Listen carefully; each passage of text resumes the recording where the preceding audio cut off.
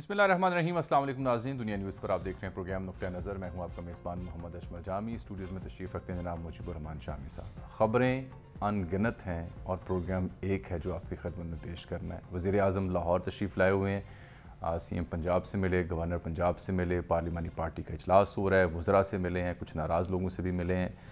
यहाँ फिर ख़बर आई कि बुज़दार साहब को हटाने का फ़ैसला किया गया ताकि इत्तेहादी भी राम हो सकें पंजाब में, और जो नाराज़ लोग हैं तरीन ग्रुप के, अलीम खान ग्रुप के या दीगर हम ख्याल, वो भी राम हो सकें। लेकिन फिर इसकी एक तरदीद भी आई हुकूमती सतह पर भी, हमारी भी इस बारे में ख़बर है जो आपके सामने रखेंगे।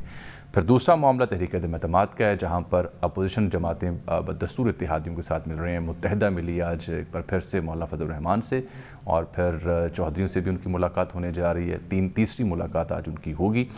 साथ साथ ये इत्तला मिली कि हुकूमत ने तहरीक अदम-ए-एतमाद से निमटने के लिए जो हुकूमत अमली इख्तियार की है, बकौल फवाद चौधरी साहब के, कि 20 तारीख से पहले इसको निपटा लिया जाएगा, चूँकि आगे OIC का समिट आ रहा है पाकिस्तान में। और इत्तला ये मिली बाबर अवान साहब और शेख रशीद साहब के बयानात की रोशनी में कि उस रोज़ पाकिस्तान तहरीक इंसाफ का कोई रुकन असम्बली वोटिंग का हिस्सा नहीं बनेगा। स्पीकर साहब आर्टिकल 63(1) के तहत कार्रवाई करने के मजाज होंगे। इसका जवाब अपोजिशन के पास क्या है? यही नहीं बल्कि ये भी इत्तला मिली कि पाकिस्तान तहरीक इंसाफ के कुछ जो चाहने वाले हमदर्द हैं कारकुन, वो भी बड़ी तादाद में पहुँच सकते हैं तहरीक अदम-ए-एतमाद के दिन। जवाब में अंसारुल इस्लाम जो मौलाना की सिक्योरिटी फोर्स है, वो भी आज पार्लियामेंट लॉजेस में हमें गश्त करती दिखाई दी है। सर ये ख़बरें हैं, और बाप का जिक्र मैं करूँगा। ज़ुहैर बलोची साहब वहाँ से बलोचस्तान से हट गए हैं, वज़ीर प्लानिंग एंड डेवलपमेंट से, और वो भी तहरीक अदम-ए-एतमाद लाने को बेताब हैं। वो कहानी एंड पे कहाँ से शुरू करें? बलोचिस्तान तक पहुँच गई। बलोचिस्तान ये नहीं, कब तक बचे सर? वबा जो है, वबा सर, वबा कह लें, वबा। लें। रिंद साहब हरकत में हैं, जाम कमाल साहब हरकत में हैं, ज़ोहर बलोची साहब से पोर्टफोलियो ले लिया गया, जिन्होंने इतना अहम किरदार अदा किया तहरीक अदम-ए-एतमाद के लिए, वो दोबारा उन्हीं से मिल रहे हैं। सर आए ना सर, अब यहाँ पगड़ी उछलती है, इसे मैखाना कहते हैं। इसे मैखाना कहते हैं। अब 63(1) का बड़ा चर्चा हो रहा है, फिर गैर हाजिर रहने का चर्चा हो रहा है, वो एक नफरियाँ बुलाने का चर्चा हो रहा है। एक दूर अस्कार इंटरप्रिटेशन है कि स्पीकर वोट देने से रोक देगा किसी रुकन को, लेकिन 63(1) को पढ़े अगर आप, तो उसमें बड़ी क्लियर है, कोई वोट देगा तो फिर वो खिलाफ वर्जी का मुर्तकब करार पाएगा ना। अगर पार्टी की हदायत के खिलाफ वोट देता है तो वोट देने के बाद मामला होगा। वो कमज़ोर इंटरप्रिटेशन है। अहमद बिलाल महबूब साहब से भी बात करेंगे, और जनाब आसिन इकबाल साहब भी हमें दस्तयाब होंगे, उनसे भी बात करते हैं। असल में तो देखें, खबरें तो अगरचे बहुत सी हैं, बहुत सी अनगिनत। आज मुझे बड़ी दिक्कत हो रही है सर, लेकिन बुनियादी खबर एक ही है। वो क्या सर? वो तहरीक अदम-ए-एतमाद। अच्छा, उसी के गिर्द घूम रही है। देखिए, एक दरख्त होता है ना, उस दरख्त की शाखें और उसके अंदर पत्ते तो वो बहुत होते हैं, मगर जड़ जो है एक होती है और दरख्त एक होता है। सही। तो ये सारा जो कुछ भी फूट रहा है वो तहरीक अदम-ए-एतमाद के अंदर से फूट रहा है, और जो फरीकैन हैं वो आपस से बाहर हो रहे हैं। अब एक दूसरे पर शख्सी हमले हो रहे हैं, धमकियां दी जा रही हैं, और ये साबित किया जा रहा है कौन कितना वफादार है इदारों के लिए, चाहे वो फवाद चौधरी साहब की प्रेस कॉन्फ्रेंस हो या खुर्रम दस्तगीर साहब की प्रेस कॉन्फ्रेंस हो। एक दूसरे की बातें सुनाई जा रही हैं, माजी की, अहले खाना तक नौबत पहुंची है, अल्लाह माफ़ फरमाए। देखें, और बिलावल भुट्टो जरदारी साहब ने खातून अव्वल के बारे में गुफ्तगू कर दी, नामुनासिब बात है। फिर उसके बाद फरियाल तालपुर साहबा ज़ेर बहस आई, और अल्ज़ाम पर अल्ज़ाम आ रहा है। आसिन साहब तशरीफ ले आए सर। और शहबाज गिल साहब कहते हैं कि हम ये ज़ेर बहस इसलिए ला रहे हैं जो सियासत में हिस्सा लेने वाले लोग हैं उनको ज़ेर बहस लाएंगे। फिर वो भुट्टो साहब पर बरस पड़े, फिर हमारे फवाद चौधरी साहब जो हैं, नहीं, उस पर भुट्टो साहब का जिक्र खैर करते हुए आपको और चौधरी गुलाम हुसैन साहब को याद किया इनसे पूछे, वो मैं बाद में करता हूँ। पहले आसिन साहब को लेने जरा, उन्होंने मीटिंग पे जाना। आसिन साहब से बात कर। आसिन साहब अस्सलाम वालेकुम। जी जी वालेकुम सलाम। ये बताइए कि हर चीज़ आपके अंदाजे के या तरतीब के या प्रोग्राम के मुताबिक जा रही है? जी शामी साहब, अल्हम्दुलिल्लाह प्लान के मुताबिक जा रही है। उसका सबसे बड़ा सबूत यह है कि अगर आप वज़ीर आज़म साहब की मैलसी की तकरीर सुने और उसके बाद कल जो कराची में उन्होंने खिताब किया, तो वो अज़ खुद इस बात का सबूत है कि he has lost the game. और एक हारे हुए जवारी की तरह जिस तरह की उन्होंने गुफ्तगू की है, मैं समझता हूँ कि आज एक लोकल किसी मोहल्ले का काउंसलर भी اس قسم کی غیر مہذب الفاظ کا چناؤ یا خطاب نہیں کرتا جو کہ ایک ایٹمی طاقت کے وزیر اعظم نے جس طرح کا کل خطاب کیا ہے. تو یہ اس بات کا کھلا ثبوت ہے کہ وہ شکست اندر سے قبول کر چکے ہیں اور اپنے حمایتیوں کا حوصلہ بلند رکھنے کے لیے اس قسم کے جو فلمی ڈائیلاگ ہیں جو کہ ہمارے اکثر پنجابی فلموں میں سنے جاتے تھے وہ بول رہے ہیں. آصف صاحب یہ فرمائیں کہ گورنمنٹ 20 تاریخ سے پہلے تحریک عدم اعتماد کے معاملے کو سمیٹنا چاہتی ہے. اویسی کا آگے اجلاس آ رہا ہے پاکستان میں, فواد چوہدری صاحب نے اس کی تصدیق بھی کی, اور اس سے پہلے یہ بھی ان کا ارادہ ہے کہ اگر تحریک عدم اعتماد کا دن آتا ہے تو اس میں ان پارٹی کے اراکین کو وہاں غیر حاضر رہنے کا کہا جائے گا. وائلیشن ہوئی تو اسپیکر 63(1)(a) کا استعمال کریں گے. تو اس کی کوئی پیش بندی آپ کے پاس کیا ہوگی اگر جو لوگ آپ کے ساتھ دعویٰ کرتے تھے کہ آپ کے حق میں ووٹ دیں گے, اگر وہی نہ آئے تو پھر کیسے ڈیل کریں گے آپ؟ دیکھیے, پہلی بات تو یہ ہے کہ ہم خود یہ مطالبہ کرتے آئے ہیں کہ اسپیکر کو 14 دن انتظار کرنا لازم نہیں ہے, ان کو 3 سے 7 دن کے اندر ہی اجلاس بلا لینا چاہیے تاکہ جلد از جلد حالات جو حکومت بھی دعوے کرتی ہے کہ اس کے کنٹرول میں ہے اس کا دودھ پانی کا پانی ہو جائے.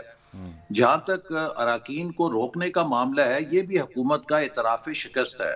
اگر حکومت دعویٰ جو کر رہی ہے کہ اس کے پاس 179 یا 80 اراکین کی حمایت ہے تو وہ آئے ایوان کے اندر آ کے مقابلہ کرے, لیکن جس قسم کے ہتھ کنڈوں کا یہ سہارا لے رہے ہیں یہ خود ایک اعتراف شکست ہے کہ انہیں یقین نہیں ہے کہ اگر ان کے اپنے اراکین اسمبلی کے اجلاس میں جائیں گے تو کیا وہ انہیں ووٹ دیں گے یا ان کے خلاف ووٹ دیں گے, اور ان کو جبری طور پہ یہ اسمبلی کے اجلاس سے اگر روکنے کی کوشش کرتے ہیں تو میں نہیں سمجھتا کہ یہ کوئی کارآمد ہتھ کنڈا ہے, چونکہ ہر رکن آزاد ہے کہ وہ اپنی منشا اور مرضی کے مطابق آزادانہ طور پہ اسمبلی کی کارروائی میں حصہ لے, چاہے وہ حمایت میں ووٹ ڈالے چاہے وہ مخالفت میں ووٹ ڈالے. اور جو بھی حکومت کے عزائم ہیں ہم بھی ان سے آگاہ ہیں, اور جو بھی اس کے لیے پیش بندی یا حفاظتی اقدامات اٹھانے کی ضرورت ہے ہم انشاءاللہ ضرور اٹھائیں گے. آصف صاحب یہ بتائیے کہ یہ جو رضاکار اکٹھے ہو رہے ہیں, جمعیت علماء اسلام کے رضاکار آ گئے اور انصار الاسلام اور یعنی پارلیمنٹ لاجز میں, اور پھر یہ کہا جا رہا ہے کہ حکومت بھی اپنے ورکرز کو اکٹھا کرے گی یا کر سکتی ہے, تو پھر اس سے گریز بہتر نہیں ہے؟ تصادم ہو جائے گا اس سے تو یعنی قانون نافذ کرنے والے ادارے جو ہیں ان کو ذمہ داری سونپنی چاہیے. اگر یہ رضاکار تنظیمیں ہوں گی تو ان کے درمیان تصادم نہیں ہو سکتا, یہ خدشہ نہیں ہے؟ جی بالکل, آپ نے درست نشاندہی کی ہے. ہم چاہتے ہیں کہ کسی قسم کی محاذرائی اور تناؤ کے بغیر ہم ایک دنیا کا مہذب ملک ہیں, اور ہمیں بتانا چاہیے کہ ہم اپنے جو سب سے متنازع معاملات ہیں ان کو بھی ایک تہذیب کے دائرے میں حل کر سکتے ہیں. اس وقت جو اصل صورتحال ہے وہ یہ ہے کہ حکومت کی طرف سے جو ہتھ کنڈے آزمائے جا رہے ہیں یا جن کا ممکنہ طور پہ اندیشہ ہے, اس کے لیے ضروری ہے کہ پیش بندی کی جائے. حکومت نے سرکاری محکموں کو, اداروں کو, چاہے وہ پولیس ہے, چاہے وہ FIA ہے, چاہے وہ انٹیلیجنس بیورو ہے, انہیں ایک قسم کا PTI کا ذیلی ادارہ بنا رکھا ہے, اور اس لیے یہ ساری صورتحال تھوڑی سی بے یقینی کی طرف ہے یا غیر سنجیدہ ہے. میں امید کرتا ہوں کہ حکومت ایسا کوئی ہتھ کنڈا نہیں آزمائے گی یا کوئی ایسا قدم نہیں اٹھائے گی کہ جس سے کشیدگی پھیلے, چونکہ ہم افورڈ نہیں کر سکتے کہ ملک کے اندر پوری دنیا کی نگاہیں ہماری طرف لگی ہوں گی اور ہم یہ ثبوت دیں کہ ہم ایک مہذب جمہوری انداز میں تحریک عدم اعتماد کو نہیں نپٹا سکتے. صاحب یہ فرمائیں کہ اگر اس دن واقعی پوری پارٹی نہیں آتی تو پھر آپ کی تحریک عدم اعتماد کی سٹینڈنگ کیا ہوگی؟ آپ اس سے کیسے ڈیل کریں گے؟ اور پھر کیا سپریم کورٹ بھی رجوع آپ کر سکتے ہیں اگر کوئی معاملہ ایسا آئینی بحران یا تشریح کی ضرورت محسوس ہوئی تو؟ دیکھیے جناب, جیسے میں نے کہا کہ حکومت تمام اراکین کو ان کی مرضی کے خلاف اسمبلی کی کارروائی میں شرکت سے نہیں روک سکتی. ہر رکن قومی اسمبلی کا یہ فرض ہے اور یہ اس کا اخلاقی طور پہ فرائض میں شامل ہے وہ قومی اسمبلی کے کارروائی میں شریک ہو.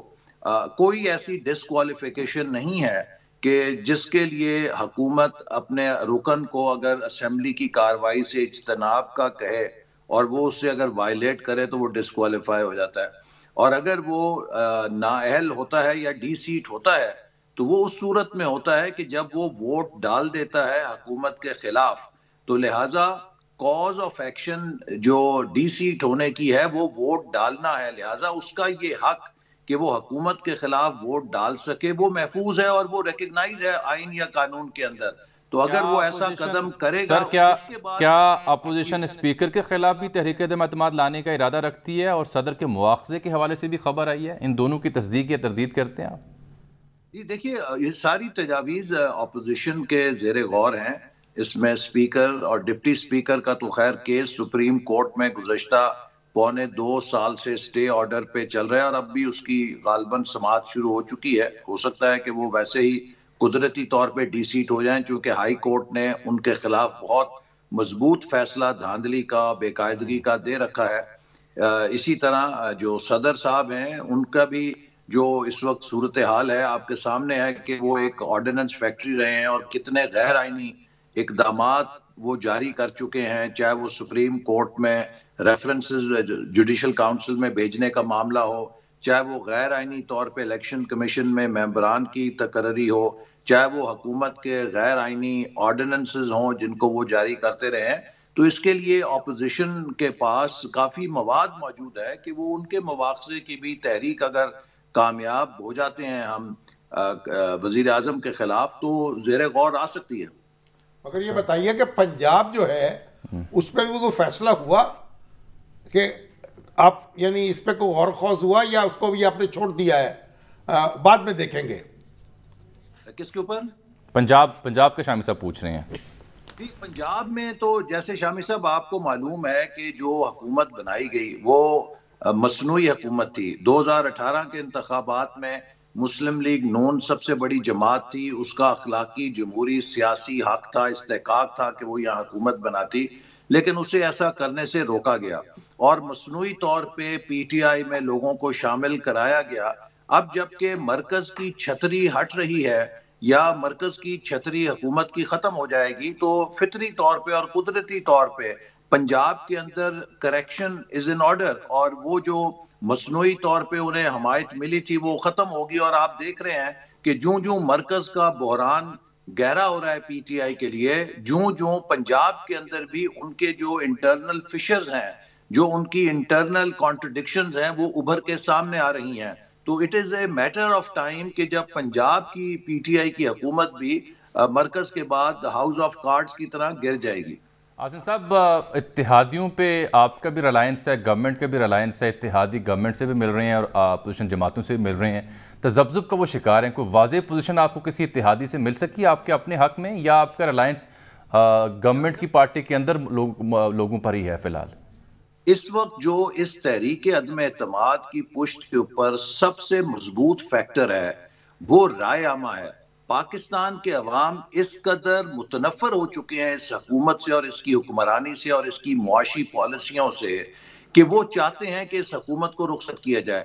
اور یہی جو رائے عامہ کا دباؤ ہے، آپ دیکھ رہے ہیں کہ ہر حلیف جماعت اس رائے عامہ کے دباؤ کے پیش نظر حکومت کی حمایت کا کھل کر فیصلہ نہیں کر پا رہی، چونکہ جو بھی حکومت کو بیل آؤٹ دیتا ہوا نظر آئے گا، جو بھی قوت حکومت کے ساتھ کھڑی ہوگی، عوام کی جو نفرت ہے، عوام کا جو غصہ ہے، اس کا نشانہ اسے بھی بننا پڑے گا. تو اسی لیے وزیر اعظم جہاں پر بھی جاتے ہیں کوئی بھی انہیں کھل کے اپنی مدد کا یقین نہیں دلا پا رہا، بلکہ ہر کوئی کہتا ہے کہ ہمارے آپشنز کھلے ہوئے ہیں. اور مجھے یقین ہے کہ حلیف جماعتیں بالآخر اپوزیشن کے ساتھ آئیں گی، چونکہ وہ بھی اسی عوامی رائے عامہ کے آگے جواب دہ ہیں. اور اس کے ساتھ ساتھ ہماری بھی یہی کوشش ہے کہ ہم تحریک عدم اعتماد کی پشت کے اوپر جتنی براڈ بیسڈ سپورٹ لے کر آ سکیں اتنی ہی مؤثر اور ملک کے لیے مفید ہوگی، کیونکہ ہم نے جو اگلے مراحل طے کرنے ہیں جن میں آزاد منصفانہ انتخابات کا انعقاد ہے اور پھر انتخابات کے بعد ایک آخری سوال بھی لیتے جائیں مختصر کہ اگر آپ کی تحریک عدم اعتماد کامیاب ہو جاتی ہے تو کیا آپ کی جو نئی گورنمنٹ بنے گی وہ باقی ماندہ مدت پوری کرے گی یا فوری الیکشن کے لیے جایا جائے گا؟ دیکھیے میرا خیال ہے کہ باقی ماندہ مدت پورا کرنا تو آؤٹ آف کوسچن ہے، چونکہ سال سوا سال میں آپ کو معلوم ہے کہ 4-6 مہینے کے بعد تو ویسے ہی الیکشن کا سائیکل شروع ہو جائے گا اور کوئی بھی حکومت کسی قسم کی ریفارم یا اصلاح نہیں کر سکے گی، الٹا اس حکومت کی ناکامیاں اپنے گلے میں لینا پڑیں گی. تو اس لیے ہماری یہی کوشش ہوگی کہ कम से कम मुद्दत के अंदर फौरी से फौरी मुनसिफाना इंतखाबात हों और उसके बाद जो हुकूमत आए वो मुस्तहकम होके अगले 5 सालों में मुल्क को टर्न अराउंड करने के लिए मुख्तलिफ रिफॉर्म्स लेकर आए ताकि मुल्क दोबारा बहाली की तरफ जाए। बहुत शुक्रिया आसन इकबाल साहब। हाँ, ये तो तय हो गया सर, बाकी मुद्दत पूरी करने वाली जो थ्योरी थी वो तो कह रहे हैं नहीं, अभी तो समझ भी कुछ ऐसी ही आती है। हाँ, नेचुरल बात यही लगती है कि अगर ज़्यादा देर खींचेंगे तो मसाइल भी पैदा हो सकते हैं। हमारा ये चीज़ें तो फिर उस वक्त होगा ना कि जब वो पुल के करीब पहुंचेंगे तो फिर उससे अबूर भी कर लेंगे। अब आ जाते हैं बुज़दार सरकार साहब की मामले के ऊपर, बड़ा नाजुक मामला, आपके बड़े पसंदीदा है। सरकार का मामला तो नाजुक है, लेकिन इससे पहले सर मैं समझता हूँ कि ये दोनों जो हमारी जमातें हैं बड़ी जी, और दोनों या तीनों या अच्छा वो प्रेस कॉन्फ्रेंस की बात आप कर रहे हैं, वो सारी जो है जमातें हैं खुदा के लिए अपने आप को संभालें, अपने जोश और जज्बे को क्या संभालना है सर। पहले तो तकरीरों में एक दूसरे को लताड़ रहे हैं, उसके बाद आज रही से कसर इससे पूरी ख्वातीन का तस्करा शुरू हो गया है। नहीं, आज तो इदारे बीच में, वालदैन का जिक्र शुरू हो गया है, आज इदारे बीच में। अब वो जरदारी साहब जो हैं उनके वालिद साहब का जिक्र हो रहा था, कल वो खुर्शीद थिया साहब वो जो इमरान खान साहब के वालिद हैं करामुल्ला नियाजी मरहूम, उनकी बात कर रहे थे। अच्छे भले शरीफ आदमी, दयानतदार, आपके नवाब कालाबाग के उससे दौर में उन्होंने मुलाजमत तरक की, पढ़े लिखे और इंजीनियर थे। तो और फिर ऐसे आप उनको सब इज्जत करें, अपनी सियासत अपने तक महदूद रखें, ये इससे ना पहुंचे ना वालदैन तक। और भुट्टो साहब का जिक्र शुरू हो गया, वो कहते हैं शामी साहब से पूछें या चौधरी गुलाम, जाहिर है कि हमें शिकायत रही हैं, हमें तो डिक्लेरेशन भी नहीं मिला, शिकायत अपनी जगह, लेकिन क्या वो डेमोक्रेट थे या नहीं थे। लेकिन देखिए भुट्टो साहब की जो कंट्रीब्यूशन है आप उसका इनकार नहीं कर सकते। ये बात और जो भी जिक्र करते, जो भी जिक्र करना, सुन रहे होंगे इस बात को, पूरे यानी एहतराम के साथ जिक्र होना चाहिए, आदाब के साथ जिक्र होना चाहिए, और ये जलसों के मौजूआत नहीं है। साहब भुट्टो साहब से आपको बहुत इख्तलाफ रहा, जितना भी इख्तलाफ किसी और को भी हो उस दौर में, उस इख्तलाफ के बावजूद आप खुद फरमा रहे हैं कि उनकी जो लेगेसी है या उनका जो काम है उससे इनकार नहीं किया जा सकता, पार्टी जो स्टैंडिंग है उससे इनकार नहीं किया जा सकता, उनकी जो कंट्रीब्यूशन है उससे इनकार नहीं कर सकते आप। और अब उनकी पार्टी मौजूद है, एक बड़ी पार्टी है, एक फेडरेशन की पार्टी है, एक मुल्क को जोड़ती है। तो मतलब ये है कि अब ये मरहूमीन जो हैं उनको तो बख्श दें, उनको अब प्रेस कॉन्फ्रेंस का मौजू नहीं है, ये रिसर्च की किताबें लिखें, कोई मज़ामीन लिखें, उनका मौजू है। अब अकमली जरदारी साहब क्या करते थे, वो भी अल्लाह को प्यारे हो गए, भुट्टो साहब भी अल्लाह को प्यारे हो गए, और वो ये PhD डॉक्टर के मौजू हैं। ये करें तहकीकात, जो मकाले लिखते हैं, शहबाज गिल साहब भी मकाले लिखते हैं, ये दुरुस्त है। हमें शिकायत हुई इस दौर में, और ख़ुद पीपल्स पार्टी को भी नदामत है जो कुछ उस दौर में होता रहा, बहुत कुछ, और तहरीक चली उनके खिलाफ एक बड़ी, अपोजिशन इकट्ठी हुई। ये सब ऐसे तो नहीं हुआ, लेकिन अब इन चीज़ों में कहाँ तक उलझे।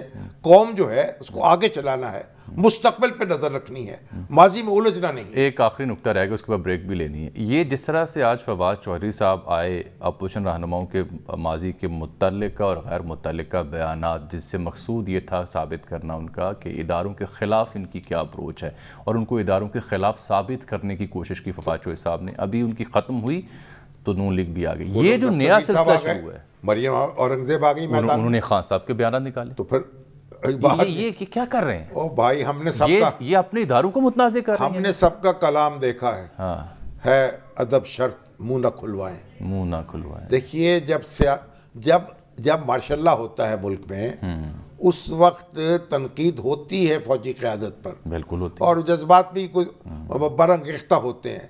एक गैर मामूली सूरत हाल है, उसको आप मामूल की मामला नहीं बनाना चाहिए। आज ये कोई मौजूद नहीं है, और ये फरीकैन अपनी पॉलिटिकल स्कोरिंग के लिए इदारों को एट स्टेक लेके आ रहे हैं, उनकी साख को मजरू कर रहे हैं सर। अपनी लड़ाई खुद लड़े। बल्कि किसी ने तो ये कहा कि फरीकैन ये कोशिश कर रहे हैं कि जी हम अच्छे बच्चे हैं, मतलब ये हम प्यारे बच्चे, हम पे शफकत फरमाएं। ठीक है, ये कोशिश अपनी जगह है, लेकिन ये कह रहे हैं ये बुरा बच्चा है, वो बच्चा बुरा है, आप हमारी तरफ शफकत फरमाएं। तो दूसरे को बुरा साबित न करें, अपने आप को अच्छा साबित करते रहें। एक ब्रेक, नाज़रीन वापस आते हैं 63 की बात भी और कुछ बुज़दार साहब की खबरें भी लेंगे।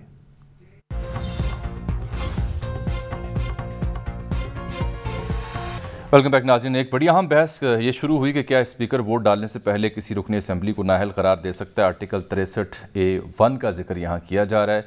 पार्लिमानी अमूर के माहिर पिलडेट के सरबराह जनाब अहमद बिलाल महबूब साहब टेलीफोन लाइन पर दस्तयाब हैं। गुफ्तगू भी करेंगे। शामी साहब इस मौजू पर इजहार ख्याल कई बार कर चुके हैं कि इसकी इंटरप्रिटेशन क्या है, लेकिन बार इस पर तकिया किया जा रहा है। देखिए, पहली बात यह है कि अगर आप एक इर्तिकाब भी नहीं करते किसी जुर्म का तो सज़ा कैसे मिलेगी?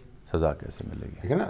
आने रसूलुल्लाह खान साहब एक शेर पढ़ा करते थे, आने वाले किसी तूफान का रोना रोकर ना खुदा ने मुझे साहिल पे डबोना चाहा। हाँ।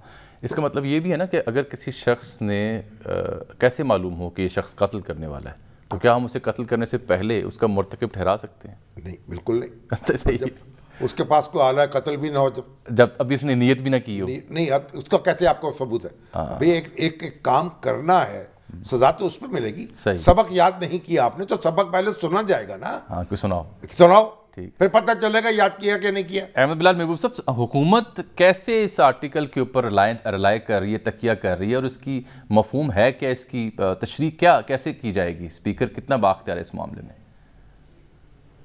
कहते हैं जी अक्ल अय्यार है, 100 भेस बदल लेती है जी। उसकी बात तो अलग है, वरना ये कानून में तो बात सीधी सीधी है, और ये सारी तफसीलात आर्टिकल 63A के अंदर देने की जरूरत ही नहीं थी। अगर ये इर्तिकाब जुर्म से पहले ही उनको रोक देना मकसूद होता तो सिर्फ यही लिख दिया जाता कि वो साहब स्पीकर अलाउ ही नहीं करेगा किसी ऐसी पार्टी के मेंबर को जिसकी पार्टी की लीडरशिप में उन्हें मना किया हुआ है वोट देने से। तो ये सारी तफसील बयान करने का मतलब 63A में कि पहले वो उसकी एक्सप्लेनेशन कॉल करेगा, फिर इलेक्शन कमीशन को जाएगा, 30 दिन इलेक्शन कमीशन के पास होंगे, फिर सुप्रीम कोर्ट को जाएगा। ये तफसीलात बयान करने का मकसद यही है कि वो वोट देगा, वोट दे सकेगा, उसका वोट काउंट होगा, लेकिन उसके बाद उसके ऊपर जो बाकी कार्रवाई है उसके बाद होगी। बिलाल साहब, तो यानी वोट देगा भी, वो गिना भी जाएगा, उसके बाद उस पर कार्रवाई होगी, और पार्टी लीडर जो कार्रवाई करेगा वो आधार वजू का नोटिस देगा, उसको सुनेगा, उसके बाद फैसला करेगा, और फिर बात आगे जाएगी उसके खिलाफ।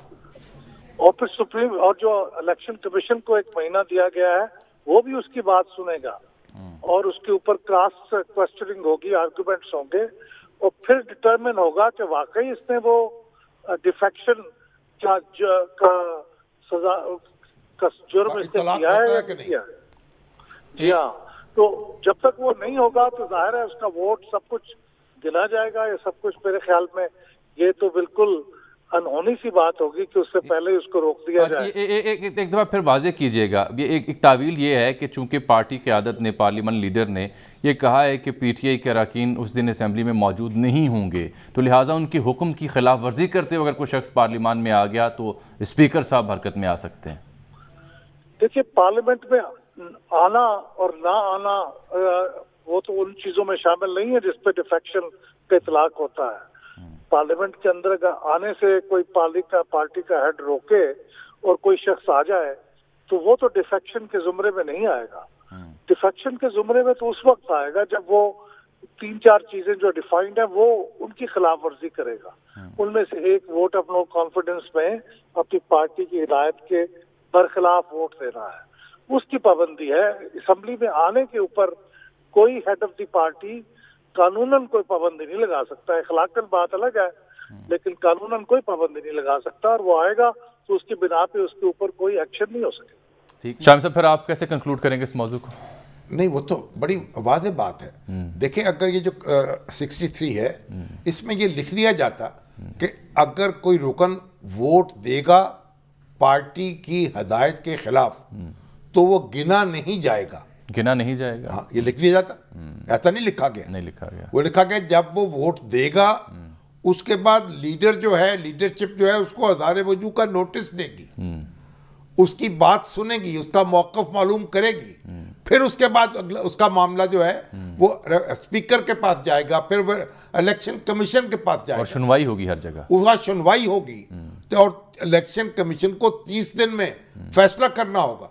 तो अगर ये सारा प्रोसीजर जो लिखा हुआ है, कॉन्स्टिट्यूशन में लिखा हुआ है, ये कोई कानून नहीं है, ये आइन है, तो उसको आप कैसे खिलाफ वर्जी कर सकते हैं कि सिर्फ डरा रहे हैं اپنے ارکان کو اور خوفزدہ کر سکتے ہیں، اس سے زیادہ اور کچھ نہیں۔ احمد صاحب لیکن کوئی ہے لیگل ریمیڈی گورنمنٹ کے پاس کہ روک سکے یا کسی طریقے سے کسی آئینی نقطے کے اوپر انحصار کرتے ہوئے کوئی یقینی بنا سکے کسی معاملے کو؟ قانونی طور پہ تو ان کے پاس کوئی راستہ نہیں ہے سوائے کہ سیدھا سیدھا اسی راستے پہ چلے، آرٹیکل 95 والے پہ اور 63A کے مطابق چلے۔ لیکن چونکہ معاملہ ایسا ہے کہ یہ ڈیسپریٹ اوقات ہے، یہ وقت بڑا ڈیسپریٹ ہے جس میں بہت سٹیکس ہائی ہیں، تو لوگ قانون کے ساتھ مختلف قسم کی کھلواڑ کر سکتے ہیں، لیکن قانون کے اندر گنجائش نہیں ہے۔ جیسے سینٹ کے الیکشن کے موقع پہ ہمارے جو چیئرمین تھے مظفر شاہ صاحب اس وقت پریزائڈ کر رہے تھے، انہوں نے ووٹ ہی نہیں گنے، جو تھوڑا سا ہٹ کے ان کے نام کے آگے سے ٹھپا لگا تھا اس کو گنا ہی نہیں۔ اب آپ ابھی عدالتوں میں دھکے کھاتے پھر رہے ہیں۔ گیلانی صاحب گئے پھر عدالتوں میں بھی گئے، ابھی تو فیصلہ کچھ نہیں ہوا، ابھی تو براجمان ہے۔ جیسے حکومت نے یہ قرار دیا تھا کہ اب یہ طے ہو گیا ہے کہ سینٹ کے اندر اوپن بیلٹ سے الیکشن ہوگا، یہ انہوں نے جب پہلی دفعہ سپریم کورٹ کا مختصر فیصلہ آیا تھا تو یہ زیوم کر لیا تھا اور سب کچھ کہنا شروع کر دیا تھا، حتیٰ کہ وہ ڈیٹیلڈ پھر ججمنٹ آیا اور اس نے کہا کہ اوپن بیلٹ جو ہے وہ قانون دستور کے خلاف ہے، اس کے مطابق نہیں ہو سکتا۔ بہت بہت شکریہ۔ مگر اب تو اوپن بیلٹ ہونا ہے نا، اب تو اوپن بیلٹ، نو کانفیڈنس میں تو وزیر اعظم والا، اسپیکر والا اوپن نہیں ہے۔ اچھا جی، ابھی ہمیں جوائن کیا جناب نعمان لنگڑیال صاحب نے، آپ صوبائی وزیر ہیں، جہانگیر ترین گروپ کے سرکردہ رہنما بھی ہیں، ان سے ہم نے زحمت اس لیے دی ہے کہ آج ان سے جان سکیں کہ ان کے ہاں سے کتنے لوگ ٹوٹ کے وزیر اعظم کی پارلیمانی پارٹی میں گئے، ترین علیم خان گروپ کی سٹینڈنگ ان کے ہاں کیا ہے، ان کا مطالبہ کیا ہے اور کیا وہ مان بھی سکتے ہیں یا نہیں۔ نعمان صاحب نے تو دلنے سے کہہ دیا تھا مائنس بزدار، تب بات ہوگی وگرنہ نہیں ہوگی۔ نعمان صاحب بہت شکریہ آپ کے وقت کا۔ سب سے پہلے تو یہ بتائیے جو شامی صاحب پوچھ رہے ہیں، اور دوسرا یہ کہ آپ کے ہاں کتنے لوگ ہیں ایم پی ایز، اور آج آپ کے ہاں سے کتنے لوگ آپ کو چھوڑ کے پرائم منسٹر سے ملنے گئے ہیں؟ بہت شکریہ۔ سب سے پہلے تو میں اپنے بزرگ شامی صاحب کو سلام پیش کرتا ہوں، اور جو انہوں نے فرمایا کہ میں نے مائنس بزدار کی بات کی ہے، یہ بات اگر اس کی حقیقت میں جائیں تو یہ پچھلے 1-1.5 سال سے ہر ہمارے پارلیمنٹیرین کا مطالبہ تھا، اور اسپیشلی ہماری کیبنٹ میں جو ہماری وزیر اکثریت تھی وہ اس چیز میں بہت زیادہ کار کرتے تھے کہ جو رسپیکٹ اور جو عہدے کو اہمیت دینی چاہیے وہ ان کو نہیں مل رہی تھی۔ اور آج نعمان صاحب آپ تو پھر استعفیٰ بھی دے سکتے تھے نا، آپ تو ان کی کابینہ کے وزیر ہیں۔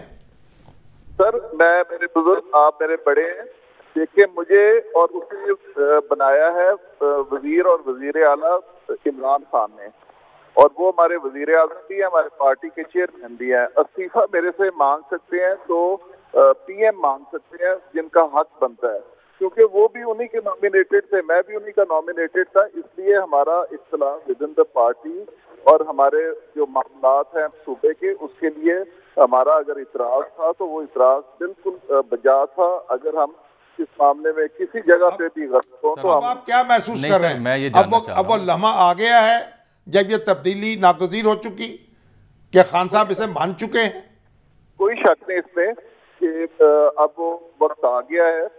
میں سمجھتا ہوں کہ یہ ہمارے عہدے عارضی ہوتے ہیں، ان کو ہم مشکل عہدے نہیں سمجھ سکتے۔ اگر ایک بندہ پرفارم نہیں کر سکتا تو میں سمجھتا ہوں کہ پارٹی کو یہ حق حاصل ہے کہ وہ دوسرے بندے کو ضرور۔ وہ اہم سوال بیچ میں ایک رہ گیا ہے کہ آپ کے ہاں کتنے رکن ہیں، آپ کی اسٹرینتھ کیا، اور آپ کے ہاں سے کتنے لوگ اٹھ کے آج آپ کے فیصلے کے خلاف وزیر اعظم سے ملنے گئے ہیں؟ کیونکہ علیم خان صاحب کے ہاں سے بھی کچھ لوگ ملنے گئے ہیں، سمسام بخاری صاحب ملنے گئے ہیں، آصف نقی صاحب بھی ملنے گئے ہیں آج۔ تو اگر آپ میرے سے پوچھیں میں اس چیز کا حلف دیتا ہوں کہ پیر سمسام بخاری ہمارے گروپ کا حصہ نہیں تھے، آصف نقی صاحب ہمارے گروپ کا حصہ نہیں تھے، اور کس کا آپ نے نام لیا ہے؟ خرم لغاری صاحب آپ کو گروپ کا حصہ تھے؟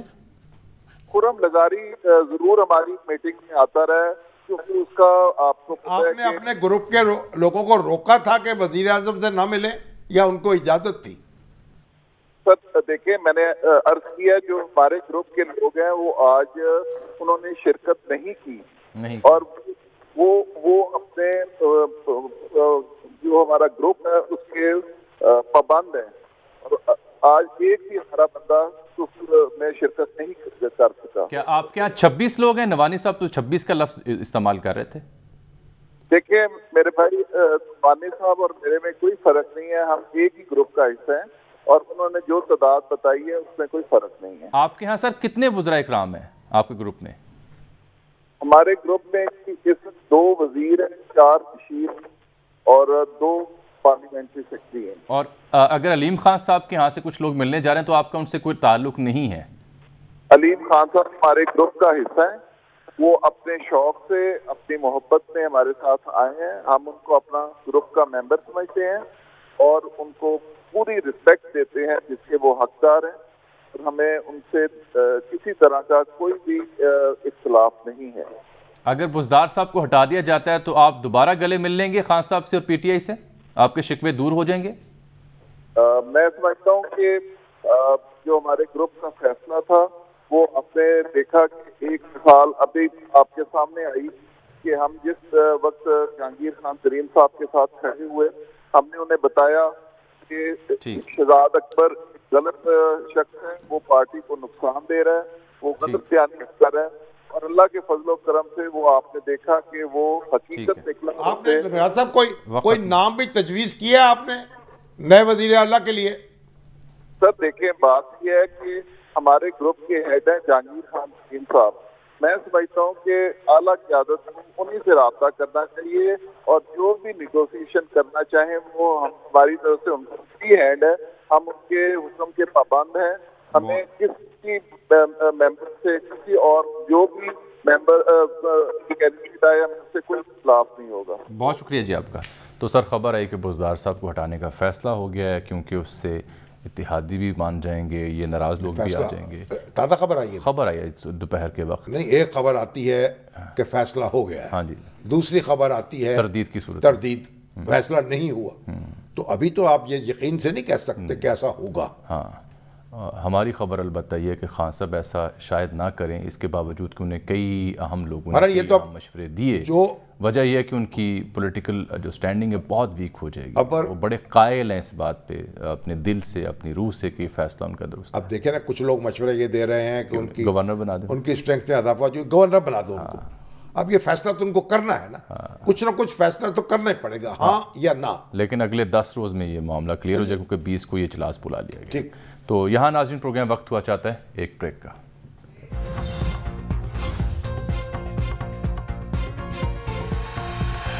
خوب رونق ناظرین لگی رہے گی اگلے آنے والے دنوں میں، کیونکہ وزیر اعظم کے حوالے سے خبر ہے کہ وہ اعتماد کے ووٹ سے قبل ڈی چوک پر جلسہ بھی کر سکتے ہیں۔ اس کے ساتھ ہی آج کے پروگرام کا وقت یہاں ختم ہوا چاہتا ہے۔ ملاقات اگلے پروگرام میں، تب تک کے لیے اللہ حافظ۔